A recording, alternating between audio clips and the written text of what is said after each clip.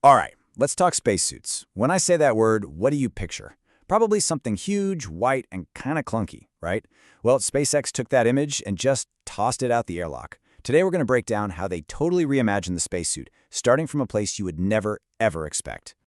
I mean, just look at this. On the left, you've got the past, these big, almost cartoonishly bulky suits.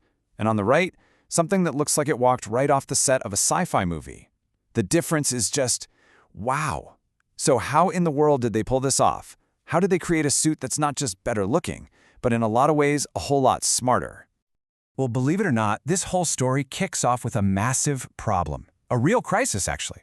You see, NASA was trying to build the suits for its Artemis missions, our return to the moon. But the whole program had just ground to a halt. It was a complete standoff, and it was threatening the very timeline for putting human boots back on the lunar surface. And when I say it was a problem, I mean it was a big problem. The program was a whopping 20 months behind schedule. Think about that. You can't exactly go for a walk on the moon if you don't have a spacesuit, right? Time was seriously running out. And it wasn't just a time issue, it was a money issue too. The project was millions and millions of dollars over budget. So NASA was stuck. They were behind schedule, over budget, and they had to do something. So they made a really interesting call. They opened the whole thing up to the private sector, basically saying, all right, show us what you've got. And this is where SpaceX's completely different way of thinking comes into play.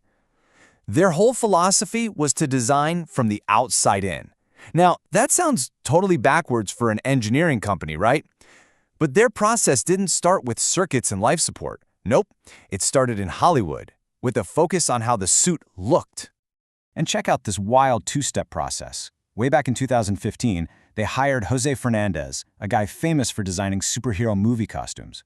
And they told him, basically, forget the function for a second. Just make the most badass, coolest-looking spacesuit you can imagine. And only after they had that sleek, futuristic design did they hand it to their engineers and say, okay, now make it real. Talk about a reverse engineering challenge.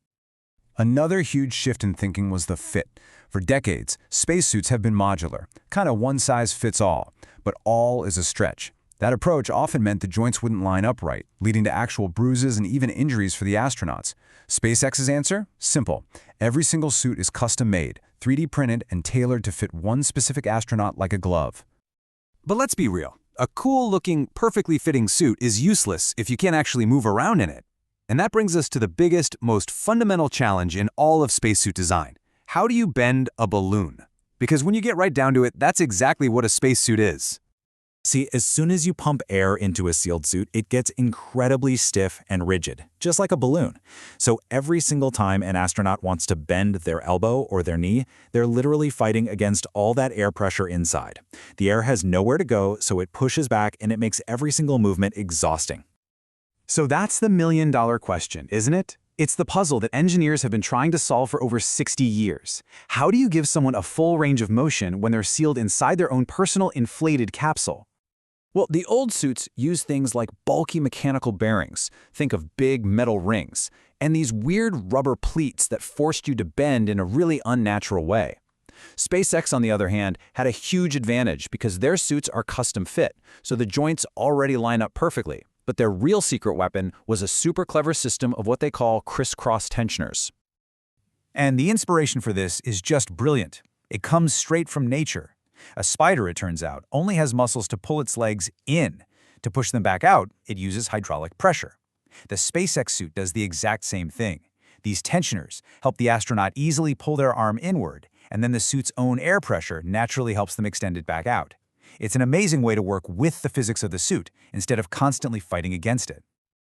Okay, so solving mobility was a huge piece of the puzzle, but that was only half the battle. To get that clean, sleek look, SpaceX had to get rid of all the chunky dials and valves you see on older suits. And the secret to doing that wasn't just better joints. It was a massive, massive leap in automation. So first, they tackled air pressure. The old space shuttle suits ran at a pretty low pressure, which made them a little easier to move in, but the downside was huge. Astronauts had to breathe pure oxygen for hours before a spacewalk to avoid getting the bends. SpaceX met NASA's much higher pressure requirement, which got rid of that pre-breathing problem entirely. But of course, higher pressure means a stiffer suit, making their new joint technology even more critical. So how did they manage it all? Here's the genius part. They moved all the complex machinery off the suit and into the astronaut's chair. Instead of a bunch of external valves and controls, there's just one single umbilical cord that plugs into the seat. And from there, a smart, automated system handles everything: air pressure, oxygen levels, cooling, all managed by solenoid valves and sensors in real time. The suit basically became a sleek, elegant shell, and the seat became its brain. So, when you put all of these breakthroughs together, what do you get? Well, you get a new generation of spacesuit that isn't just a small step up, it's a completely different animal. It's lighter, it's safer, and it is way, way easier to use. And the difference in the real world is just night and day. Putting on an old space shuttle suit was a whole ordeal. It took more than 20 minutes and needed a whole team of technicians to help.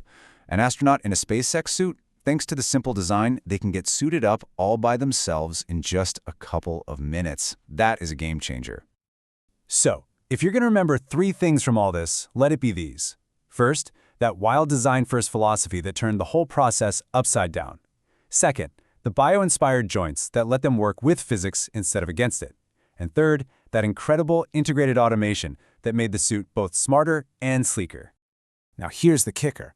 Everything we've talked about was for what's called an IVA suit, one designed to be worn inside the spacecraft. This leaves us with one last, really exciting question. When SpaceX takes these exact same principles and applies them to a full-blown EVA suit for walking on the moon, what is that actually going to look like? What will those first steps in the 21st century really be?